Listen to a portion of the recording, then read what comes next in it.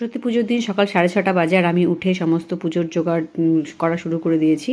আর আমার ছেলেও উঠলো 7:30, উঠে রেডি টেডি হয়ে গেছে। আর 8:10 আসলো ঠাকুর মশাই। পুজো শুরু হয়ে গেছে। কাসর বাজানোতে আমার ছেলে এক্সপার্ট, তো কাসরটা দিয়েছি। আর পুজোর শেষে আমার শাশুড়ি আমার ছেলেকে একটা মন্ত্র পড়াচ্ছে। তো পুজো হওয়ার পরে পরোটা আর তরকারি দিয়ে টিফিন করে ছেলে চলে গেল দাদু ভাইয়ের বাড়িতে। আর আমি রেডি হয়ে গেলাম, কারণ আমি যাবো স্কুলে চলে এসেছি। এটা সব আমার স্কুলের স্টুডেন্ট। এটা হচ্ছে পাপড়ি, এটা দিয়া, সবাইকে খুব সুন্দর লাগছিল। আর এটা এই ভদ্রমহিলা আমাদের সমস্ত পূজার যোগাযন্ত্র করেছে, কারণ আমরা যেহেতু বাড়িতে পুজো ছিল একটু দেরি করে এসেছি।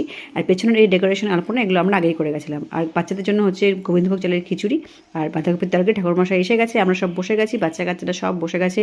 পুজোর অঞ্জলি দেওয়ার জন্য সবাই ব্যস্ত হয়ে গেছে।